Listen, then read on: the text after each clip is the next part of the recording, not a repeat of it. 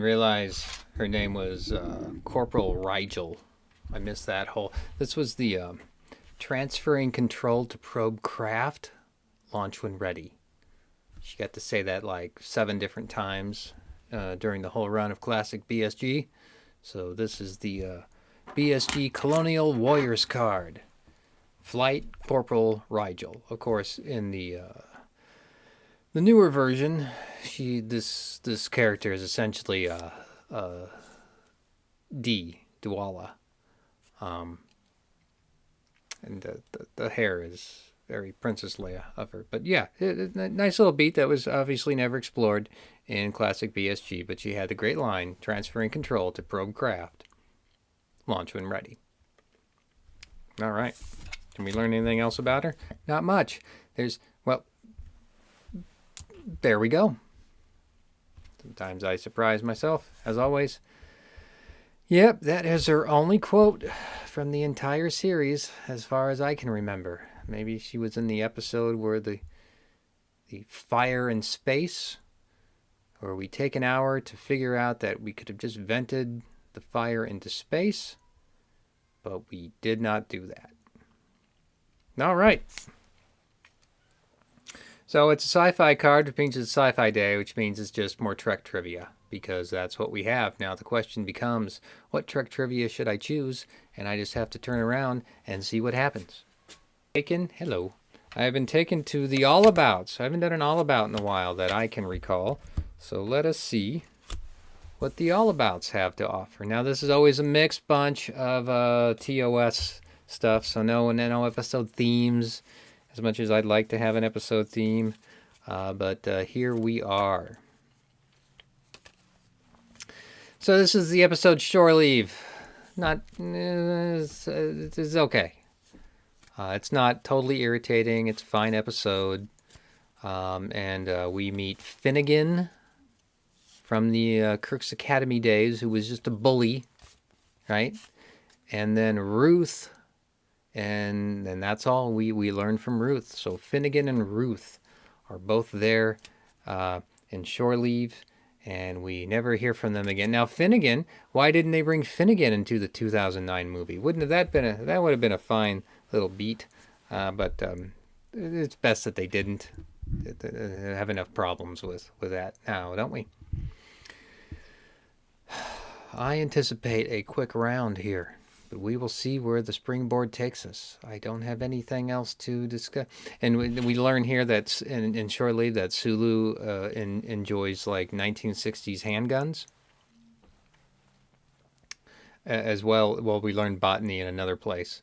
And is Sandoval in the episode? Is it a Sandoval episode? Or for some reason I confuse Shore Leave with the Omicron Ceti 3 episode with the spores.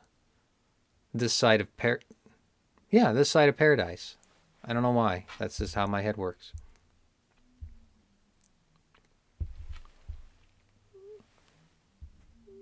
I don't know what else to say about Shore Leave. Now they did do an animated series, Return to Shore Leave. I don't know if I ever viewed it. Maybe I did not. I have to put the animated series back on the schedule, because I always have good intentions to start watching it, and I get just a couple episodes into it, and I'm like, I don't think you're ever going to get a better episode than Yesteryear, and that's like episode 2 or 3, and I'm like, well, I know I feel bad. Why wouldn't... I feel like I have watched the entire run of the animated series, but I have no real recall of a lot of it. And breathe. Are you kidding me? What? This one doesn't even... Have you not come to my Headspace show? This is... Wow. Now, if it were a difficult question, what's the registry of the Constellation? You know, and that's like the Constellation is... Oh, now I'm... Constellation's 1017, right? They just moved the 1701 numbers around. But I'll have to find that answer elsewhere, because this one's just asking me for some basics. Now, I never know if I get Voyager's registry right. Is that 74656. I'll see how I do later. I don't know the Defiance. That was NX 74. I don't know. I don't remember the Defiance registration number.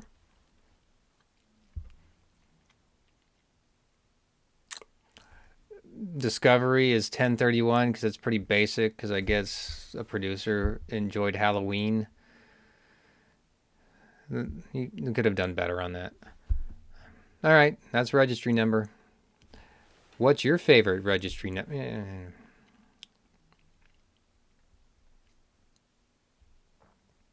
Oh, good. I like it. It's not just Menagerie now. It's the Cage. It really comes from the Cage. That's my fallback. And it's thoughts of violence, so raw, so primal that they can't pierce anything. So Pike has to be all violent and act all mean and angry for a lot of that. And of course, Vina taught that to her. And that's it. I'm a little tired today. I don't have the energy. I thought this would give me my energy, and I'm not finding it. So I'm gonna just push on through with the questions.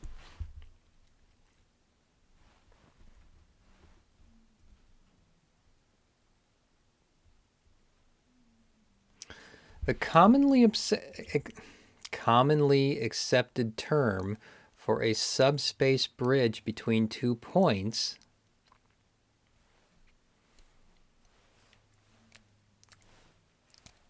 You got it? You know what I'm talking. This is a wormhole. Now, what's odd is that the wormhole in TMP really doesn't make much sense, but it's the first time we see wormhole in Star Trek. And then we see it again during a line in like season 2 where Silence Has Lease. This is TNG, where early Patrick Stewart Picard is like, we're acquainted with the wormhole phenomenon, but and then we see it with the Bizarian wormhole in The Price. Of course, that's not the biggest takeaway of that episode, but that's a story for another day. Did I say Bizarian correctly? I don't know if I did. And of course, we know wormholes from Deep Space Nine, which is an altogether different kettle of fish now, isn't it? So what happens in TMP is that kind of scene. I don't even know why we need it. It's the bouncing around scene that took like eight days to film. And because of a warp imbalance, somehow that creates an unstable wormhole. And there's an asteroid in the wormhole. But once the asteroid is destroyed, somehow there's no more wormhole. So none of that scene tracks, except that Decker can run around and go, "No! Belay that phaser order! Arm photon torpedo!" Okay. That's the first time I attempted to do that scene. I'm kind of proud of myself. That I could talk like... Yeah, okay. That's my springboard on that question. It makes no sense for them. Well, you had to have the engine in balance so Spock could catch up with the ship and then help Scotty fix the engines, and then we're off to the orifice, because that's what that movie's all about, and I still love it. So, there we go. All right, last question of the cards. Have we even gone 10 minutes on this? It feels... Unless I'm in the wormhole. Okay.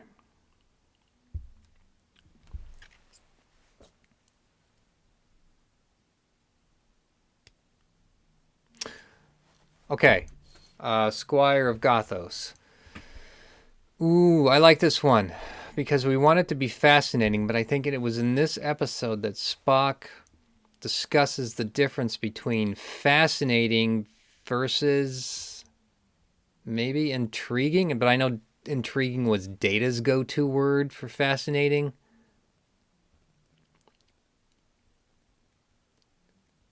Oh, man. No, it's not.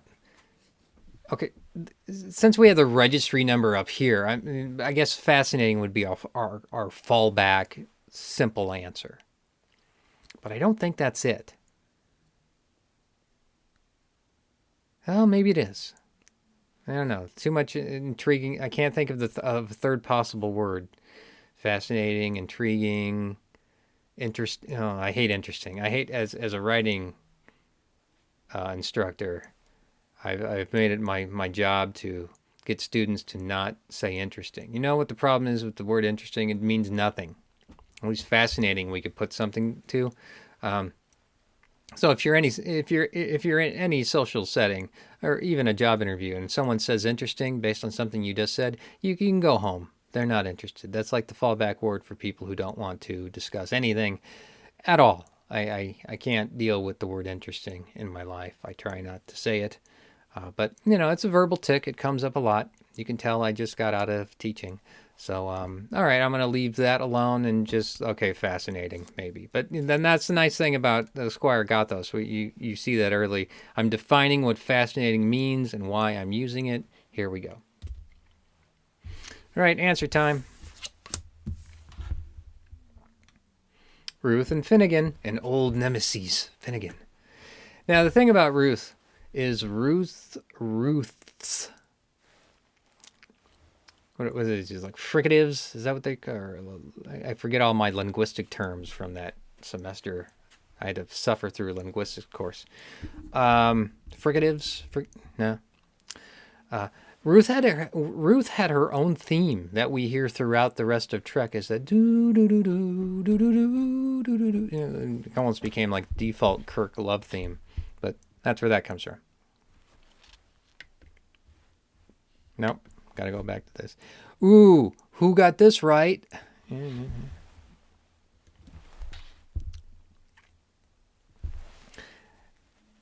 I don't think I used the word primitive, but I think I got raw in there. But yes, primitive human emotions. I went to anger, but okay, raw primitive human emotions. Very good. And, you know, my wormhole discussion, I stand by. And all right, yeah, nothing extraordinary here. Another challenging day with the all about trivia. Gave me a little bit of a springboard on the wormhole issue, on the fascinating issue, which I turned into interesting, and we got to enjoy knowing not anything about Corporal Rigel, except what we already knew, which was transferring control. Now, she didn't say that. Now I'm reading it. That's not right. It's transferring control to probe craft, launch when ready. Now, maybe there was... I'll have... Now...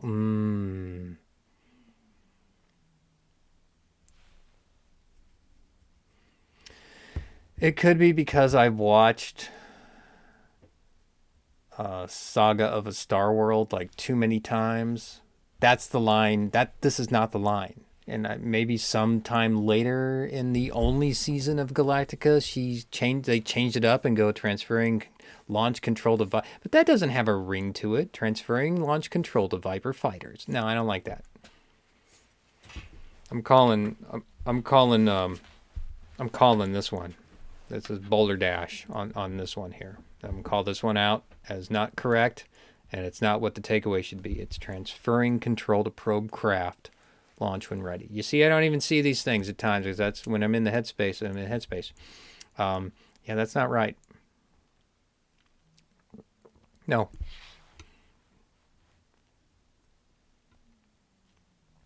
Now I have to put the original Galactica back on the rotation because I'm going to be looking for when she says this line instead of the line that I have in my head.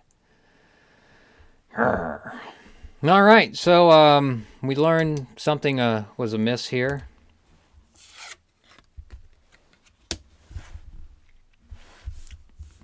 And I think that something is me. So I should really put this one to bed today. Yeah. So here I go. To be continued, right?